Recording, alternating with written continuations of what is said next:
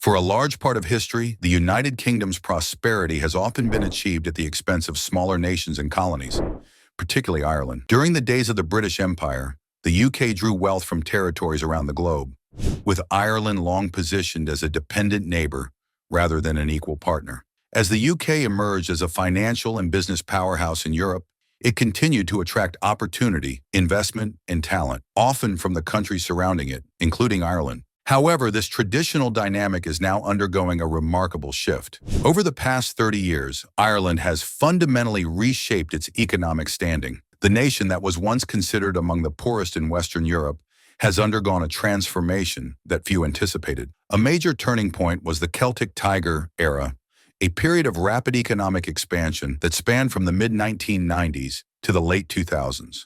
During this time, Ireland rose swiftly, evolving from a struggling agrarian society into one of Europe's wealthiest nations. In contrast, the United Kingdom now finds itself mired in economic and political uncertainty. Over the past 15 years, it has experienced sluggish growth, widening inequality, and deep political instability. Brexit in particular has played a pivotal role in altering the country's global position.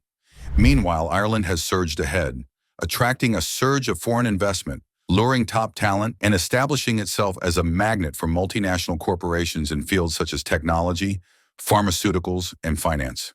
The magnitude of this turnaround is hard to ignore. Ireland is no longer merely catching up. It is surpassing the UK in some key areas, most notably GDP per capita. It is expected to outpace the UK by the end of the decade, a symbolic and material shift in economic power. A growing number of global businesses now prefer Ireland as their European base of operations.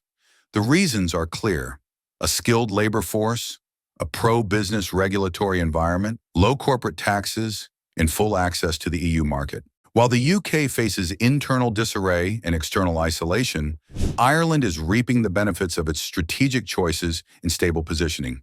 This reversal of roles highlights Ireland's successful embrace of globalization, smart policy making, and integration within the European Union. To better appreciate how this happened, it's essential to look back. Ireland's remarkable rise can be traced to the 1990s, when the country began attracting unprecedented levels of foreign direct investment. The phrase Celtic Tiger, first coined by economist Kevin Gardner in a 1994 report, likened Ireland to the booming Asian tiger economies of Singapore, Hong Kong, Taiwan, and South Korea, nations that experienced extremely rapid industrial growth from the 1950s onward. From 1995 to 2000, Ireland's economy grew by an astonishing average of 9.4% per year. Over the broader period from 1987 to 2007, the country's GDP increased by more than 229%. This boom lifted the country out of its long-standing economic stagnation. Ireland, which had been among Europe's most underdeveloped economies for centuries, started to modernize quickly. Much of this success can be credited to its EU membership, which began in 1973, adoption of the euro, and embrace of international trade. According to the European Commission, Ireland's transition from an agriculture-dependent economy to one driven by tech, finance, and exports was significantly supported by the EU. In 1973, about 45% of Ireland's jobs were in the services sector. By 2022, that number had risen to 77%. This transformation laid the groundwork for modern Ireland's prosperity. Today, major global corporations like Google, Apple, Meta, and Pfizer have established significant operations in Ireland. This business presence has contributed to one of the world's highest GDP per capita levels, over $131,000 in 2025, according to World Atlas. Only Luxembourg and Singapore are ahead. A major contributing factor is Ireland's corporate tax regime. With a general corporate tax rate of 12.5% and even lower rates for companies engaged in R&D, Ireland offers one of the most attractive business environments in the developed world. This compares favorably with the UK's rate of 19% and its sluggish investment levels. What's particularly striking is how Ireland managed to become such an economic heavyweight with relatively little fanfare. It quietly implemented policies, nurtured foreign investment, modernized infrastructure, and invested in education, all while maintaining political stability. The results speak for themselves. By contrast, the UK's fortunes have taken a sharp downward turn.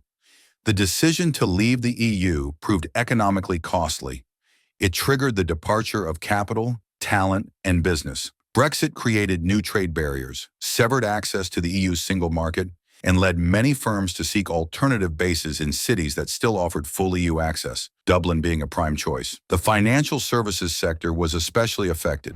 Dublin became a magnet for banks, investment firms, and other financial institutions that previously operated out of London. Even before the full impact of Brexit was felt, Irish regulators had already secured agreements with over a dozen London-based financial firms to shift at least part of their operations to Dublin. By 2019, multinational giants like J.P. Morgan, Bank of America, and Barclays had moved significant funds and operations there. In the years that followed, Ireland continued to benefit from these relocations. As of 2025, around 30 banks from the European Economic Area, including many previously headquartered in London, have a presence in Dublin per the Central Bank of Ireland. These shifts highlight a fundamental reorientation of European finance. At the same time, the UK has faced other significant hurdles. Volatile currency markets, stagnating productivity, outdated infrastructure, and a chaotic political scene marked by frequent leadership changes. 5 prime ministers in just 7 years. These conditions have weakened investor confidence and undermined the UK's economic competitiveness. One of the more symbolic signs of change is the reversal in migration patterns between the UK and Ireland. For generations, Irish citizens emigrated to Britain in search of better opportunities. Events like the Great Famine, economic downturns, and the hardships of the early 20th century drove millions to cities like Liverpool and London. But that trend has changed. Increasingly, young Irish professionals are staying in Ireland or returning from abroad, drawn by strong job prospects and a high standard of living. Meanwhile, tens of thousands of British citizens have applied for Irish passports post-Brexit to retain their EU citizenship and the associated rights. In 2020 alone, over 450,000 Irish passports were issued, with a significant percentage coming from applicants in the UK. This population shift is also evident in the growth of Irish cities. Dublin, for instance, continues to expand steadily. Its metro area population reached 1.29 million in 2024, a 1.18% increase from the previous year. While London is regaining population lost during the pandemic, Ireland's cities are clearly on an upward trajectory, buoyed by economic momentum. From a consumer perspective, Ireland still has slightly lower consumption per capita than the UK, €24,500 versus €27,000. But this gap reflects higher savings and investment levels in Ireland, rather than lower living standards. Businesses are taking note. The reallocation of global capital and personnel from the UK to Ireland underscores a deeper rebalancing of economic influence. The UK's exit from the EU meant the loss of passporting rights, which allowed British financial institutions to operate seamlessly across Europe. Ireland, by contrast, remains fully integrated into the EU, offering American and other international firms a stable, English-speaking gateway to the continent. Unsurprisingly, tech giants and financial firms are not only opening regional offices in Ireland, but using the country as a central hub for European and global operations. As this economic shift unfolds, Ireland is not only growing richer, but also gaining political and strategic clout. It is increasingly influential within the EU, contributing meaningfully to climate goals and international diplomacy. The Irish government has pledged to reduce greenhouse gas emissions by 51% by 2030 and achieve net zero by 2050. It also actively supports the EU's environmental cooperation with developing nations. Ireland's global standing is further enhanced by its robust education system, commitment to peacekeeping, and strong cultural identity. These factors not only attract foreign investment, but also shape the nation's evolving role on the world stage. Foreign direct investment, FDI, remains a central pillar of the Irish economy. According to Pinsent Masons, 20% of all private sector employment in Ireland is directly or indirectly linked to FDI, a powerful indication of how essential this economic strategy has become. This rise in global relevance is also reshaping Ireland's relationship with Northern Ireland. Economic and cultural cooperation across the border is increasing, pointing toward a more integrated and mutually beneficial future. Ultimately, Ireland's rise is about more than just wealth. It symbolizes a national rebirth, a country emerging from a long legacy of colonization and hardship to take its place as a global leader.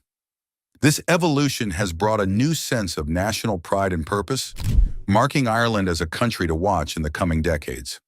With a young and growing population, a forward-looking government, and unmatched international appeal, Ireland is well positioned for continued success. The UK, meanwhile, remains focused on resolving internal issues and redefining its role in the world post-Brexit. This divergence in direction could not be more stark, and it is setting the stage for Ireland to not only catch up but to lead.